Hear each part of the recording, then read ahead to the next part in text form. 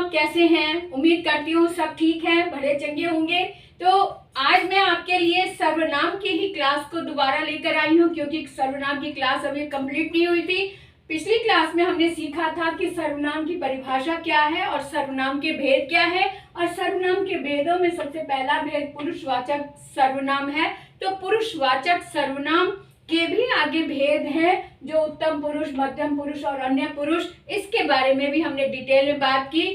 और आज हम बात करेंगे कि निश्चयवाचक क्या है, अनिश्चयवाचक क्या है, संबंध, प्रश्न और निजवाचक, यानी कि निश्चयवाचक और अनिश्चयवाचक के बारे में पहले हम डिटेल में बात कर लेते हैं। फिर हम उसके बाद अन्य जो दूसरे रह गए हैं उसके भेद, उसके बारे में भी बात करेंगे। तो चलो शुरू करते हैं आज की क्लास अरुणा कालिया के साथ। अरुणा कालिया की क्लास हिंदी व्याकरण धारा में आप सबका स्वागत है। आज की क्लास में हम सीखेंगे कि निश्चयवाचक और अनिश्चयवाचक क्या है, और साथ में निश्चयवाचक और पुरुषवाचक में क्या अंतर है, ये हम आज विस्तार से सीखते हैं। तो आज की क्लास में पहले मैं रिपीट कर दूं कि पिछली क्लास में हमने सीखा था कि पुरुषवाचक सर्वनाम जो होता है, बात करने वाले तीन व्यक्ति होते हैं, है ना। हमने अच्छे से सीखा था कि बात करने वाले तीन व्यक्ति होते हैं, आप, मैं और वह। अब इन्हीं तीनों के लिए जो शब्द यूज होते हैं, उनके नाम के स्थान पर जो शब्द यूज होते हैं, उन्हें हम पुरुषवाचक सर्वनाम का नाम देते हैं, है ना। और जहां मैं की बात होती है, मैं से संबंधित जितने भी शब्द हैं, मैं, मेरा, हमारा, हमको, हमसे, ये शब्द जो भी होते हैं वो उत्तम पुरुष की कैटेगरी में आते हैं। और जहां तुम की बात होती है, जहां तुम से संबंधित शब्द आते हैं, तुम, तुम्हें, तुम्हारा, तुमको, तुमसे, इस तरह के जो शब्द आते हैं वो मध्यम पुरुष के अंतर्गत आते हैं। और वह यानी कि जो थर्ड पर्सन है, अन्य पुरुष है, जो हमारे सामने हम दो व्यक्ति बात करने वाले हमारे बीच में नहीं है, लेकिन उसके बारे में हम बात कर रहे हैं, वो अन्य पुरुष होता है।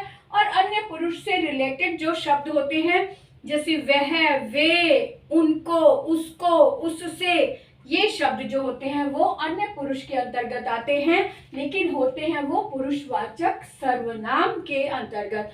तो ये तो हमें बात अच्छे से समझ आ गई कि बात करने वाले तीन व्यक्ति होते हैं, और तीनों व्यक्तियों के लिए जो ये शब्द यूज होते हैं ये होते हैं पुरुषवाचक सर्वनाम। लेकिन हम बात कर रहे हैं कि निश्चयवाचक और अनिश्चयवाचक क्या होते हैं।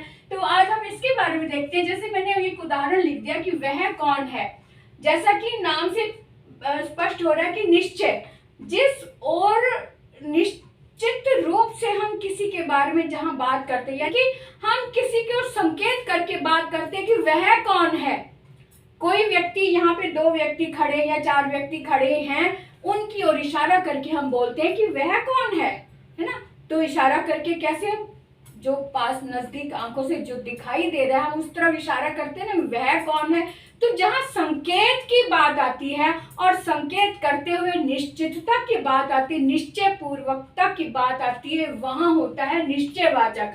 अब जैसे कोई व्यक्ति खड़ा है, उससे हम कहें वह कौन है, आंसर मिला वह तो मेरा भाई है।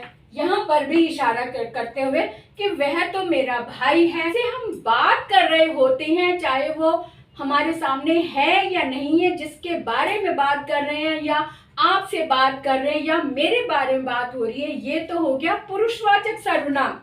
इसमें मैं, तुम और वह की बात आ रही होती है, इसमें उत्तम पुरुष, मध्यम पुरुष और अन्य पुरुष की बात हो रही होती है। लेकिन जब हम कहते हैं कि उस व्यक्ति को देखो, उस व्यक्ति ने मुझसे किताब ली थी, अब जहां इशारे की बात हो रही है वहां पर निश्चयवाचक सर्वनाम होता है।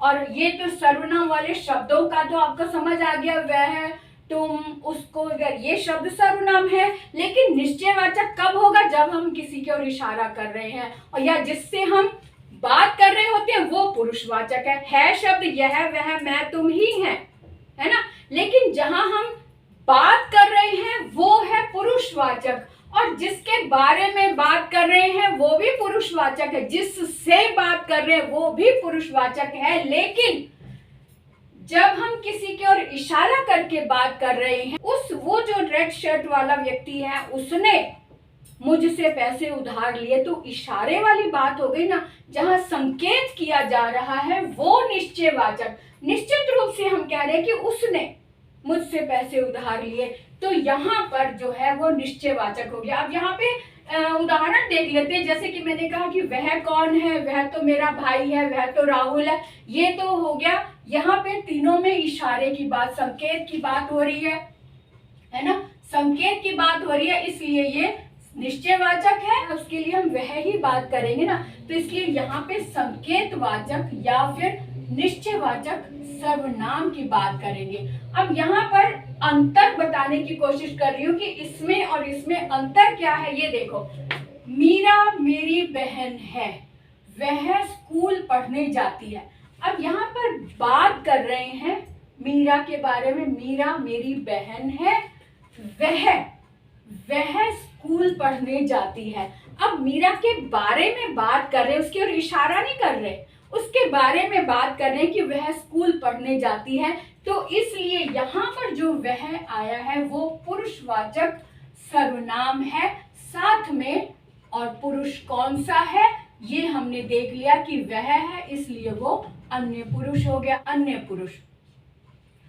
तो इसलिए ये छोटी सी बात, दोनों के बीच में जो डिफरेंस है, ये प्रश्न आ जाते हैं कि निश्चयवाचक कहाँ है और पुरुषवाचक कहाँ है, दोनों में अंतर क्या है। अब यह आपने अच्छे से समझ लिया कि मीरा मेरी बहन है, वह स्कूल पढ़ने जाती है, क्योंकि उसके बारे में हम बात कर रहे हैं। आगे देखो, यह मीरा है, यह मीरा है, यहाँ पर इशारा हो रहा है, यह मीरा है, वह मीरा की सहेली वीना है। अब यहाँ पर जैसे दो लड़कियां खड़ी हैं, तो उसकी ओर इशारा करके हम बोल रहे हैं कि यह जो लड़की, यह तो मीरा है, यह मीरा है, और उसके साथ में जो लड़की खड़ी है वो मीरा की सहेली है। अब दोनों तरफ संकेत की बात हो रही है, इसलिए हम यह यहाँ पर भी निश्चयवाचक बोलेंगे या फिर संकेत, है ना, निश्चयवाचक।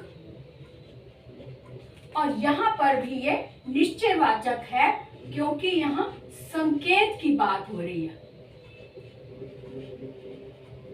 यहाँ पर उसके बारे में बात हो रही है, इसलिए पुरुषवाचक है और अन्य पुरुष है। यहाँ पर संकेत की बात हो रही है, इसलिए यह निश्चयवाचक है। इतनी बात क्लियर हो गई ना। अब हम यहाँ पे अनिश्चयवाचक सर्वनाम की बात करते हैं। अभी तक हमने निश्चयवाचक सर्वनाम बहुत अच्छे से समझ लिया।